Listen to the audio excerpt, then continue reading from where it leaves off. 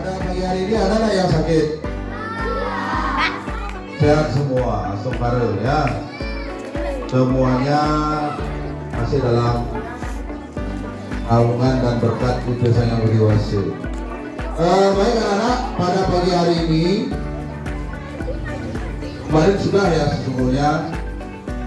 Hari ini Bapak akan kembali menyampaikan kepada kalian pentingnya langkah antisipasi kita terhadap kejadian-kejadian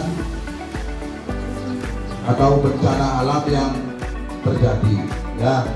Walaupun kalian itu masih sekolah dasar, tetapi kalian wajib untuk mengetahui, untuk memahami bagaimana sih saya seharusnya apabila terjadi gempa atau bencana alam.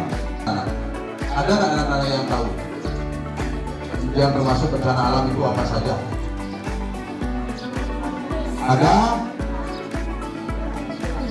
Ada gempa bumi ya, ini tanah longsor, terus apa lagi? Tsunami.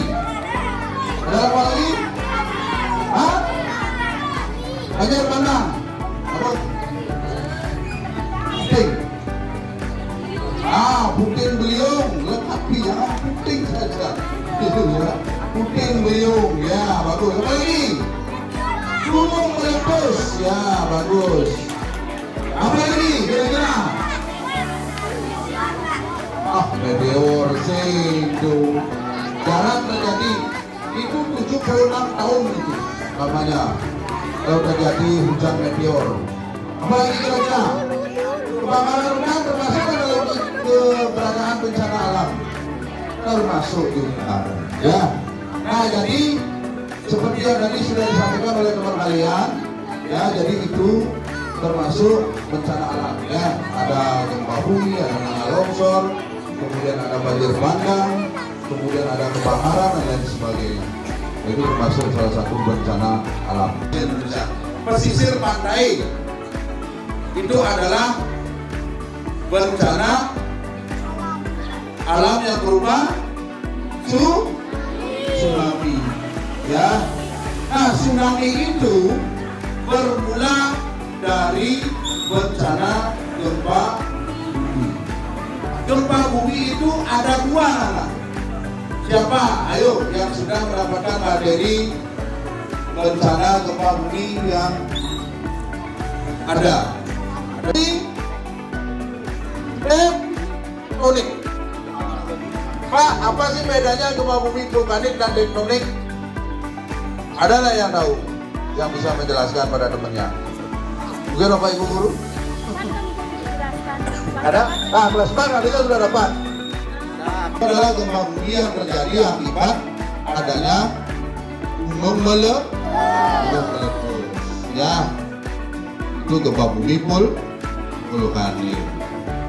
Karena apa namanya, magma yang ada di bawah gunung itu aktif, maka dari itu dia tinggal hanya meletus saja ya. Maka sebelum itu pasti ada getaran ya, ada getaran-getaran. Nah getaran-getaran itu akan berakibat terhadap gempa ya yang ada di sekitarnya, itu wilayah sekitarnya di dasar laut. Nah itulah yang patut kita waspadai. Karena kenapa? Karena seperti apa yang sudah Bapak sampaikan tadi, kita itu berada di wilayah pesisir pantai. Nah seperti apa yang kemarin sudah disampaikan, bahwasanya ada surat edaran terkait dengan adanya gempa bumi megatrust yang akan terjadi di wilayah Indonesia. Kenapa di Indonesia Pak? Karena Indonesia ini dilingkari oleh yang namanya betul jadi cincin api orang jadi ya. Cincin api ya. Karena di sepanjang wilayah Indonesia itu banyak sekali gunung berapi yang masih aktif. Itu namanya cincin api. Bukan cincin ini ada apinya tidak. Bukan itu maksudnya ya. Karena wilayah di sebagian besar wilayah Indonesia itu ada gunung api yang masih aktif dan suatu saat bisa meletus. Ya. Kemudian yang tidak kalah pentingnya juga anak-anak, bahwasannya seperti yang terjadi kemarin setelah adanya surat edaran tersebut, juga ada beberapa gempa yang terjadi di sepanjang di wilayah Indonesia, termasuk khususnya di Bali.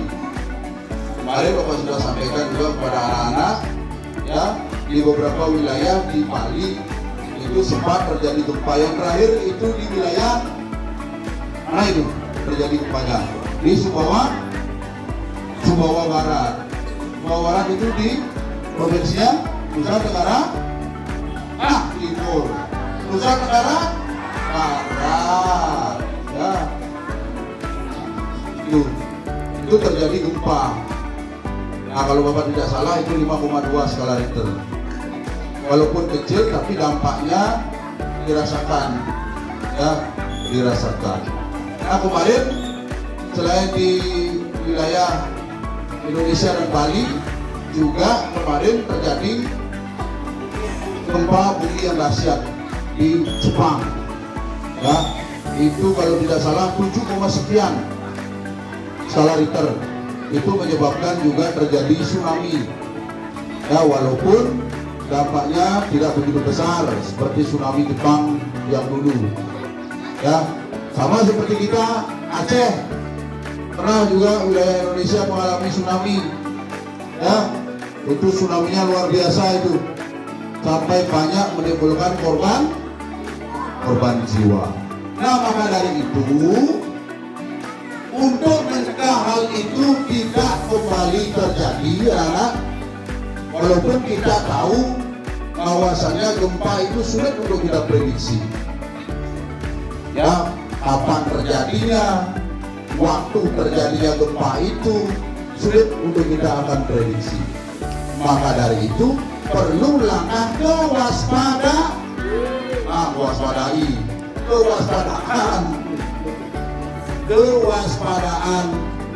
bagi kita semua.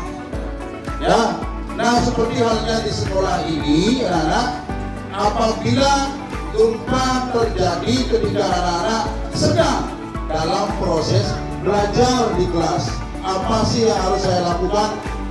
Kalau ada gempa, lindungi kepala. Kalau ada gempa, jauhilah kaca. Kalau ada gempa,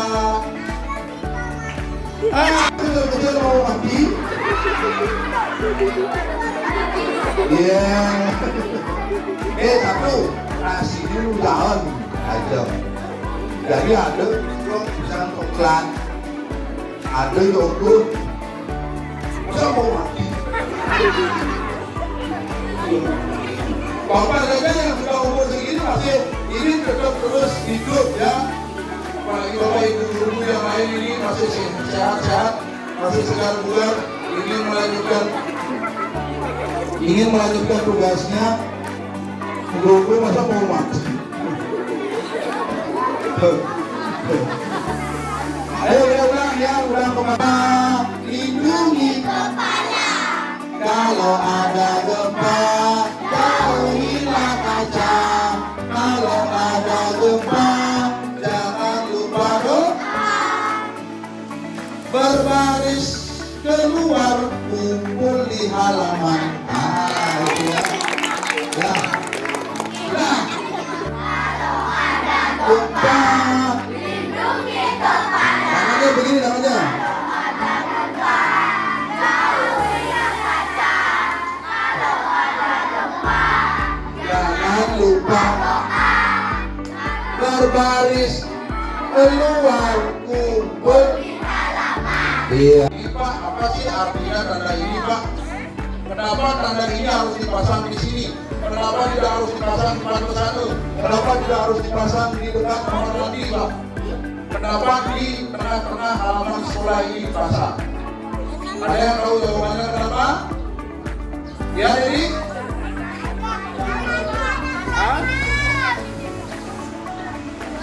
Iya.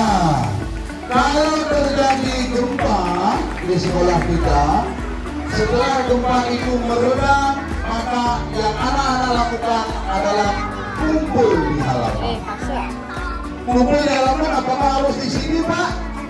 Ya, di titik inilah kalian harus kumpul semuanya. Tetapi ada yang jangan. Pokoknya di halaman ini termasuk di tembok kumpul. Kalian itu menunggu instruksi dari bapak ibu gurunya. Ya, pergi, pergi nih. Kumpul cocacet gitu. Harus dimengerti ya, nggak boleh tidak. Ini apa namanya ini? Papanya ini? Apa namanya ini? Itu? Titik kumpul. Ya semua? Titik kumpul. Iya. Titik kumpul. Kelas 4? Titik kumpul. Kelas 5? Titik kumpul. Kelas 6? Titik kumpul. Iya. Ini papan, ini namanya papan titik kumpul. Dan di bawah papan ini ada yang namanya jalur evakuasi. Jalur evakuasi. Jalur evakuasi yang dimaksudkan ketika anak-anak mau pulang, ya, kalau mau keluar dari sekolah ini, maka yang harus anak-anak lakukan adalah berjalan sesuai dengan arah ini, ya, jalur evakuasi. Lalu mana Pak? Selanjutnya kalian bisa keluar dari pintu plafon atau atap dari sekolah kita itu rentan, misalnya rentan jebol. Nah, caranya kita itu masuk ke bawah meja, ya, kita ngumpet seperti ini.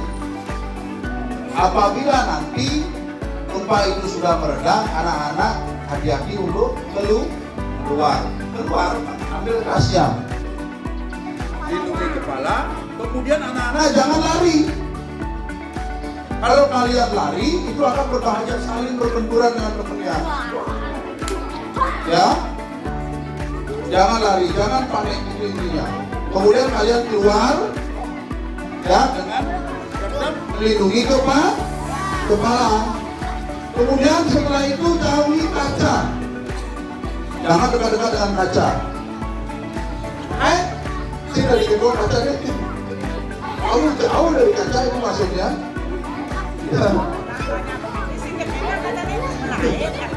Ya, jangan dekat dengan kaca, itu artinya ya, jangan dekat dengan kaca. Nah, setelah itu baru anak-anak kumpul di halaman. Sudah paham kira-kira? Sudah. Bisa kita simulasi hari ini? Bisa. Baik. Kalau bisa, mohon nanti Bapak Ibu guru mengkondisikan. Sudah itu lagunya? Bila kaca, kalau ada gempa, jangan lupa doa, berbaris keluar, kumpul di halaman. Nah, jam berapa terjadi gempa? Kalau terjadi gempa, maka aktivitas yang anak-anak lakukan harus yang pertama melindungi kepalanya dulu dengan cara masuk ke bawah meja. Nanti akan dibunyikan sirine yang baik. Semuanya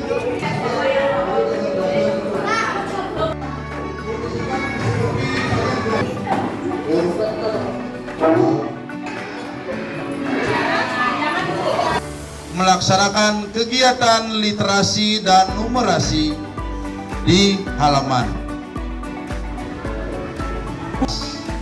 Kemudian mereka berdoa bersama dan dilanjutkan dengan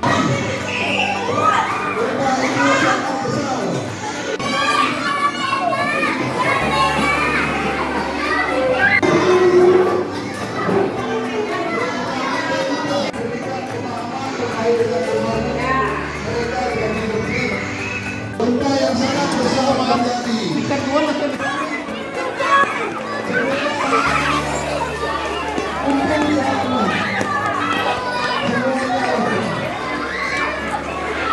Pukul 8.55 peringatan. Nah, pihak-pihak. Bapak kira cukup ya? Bapak kira cukup?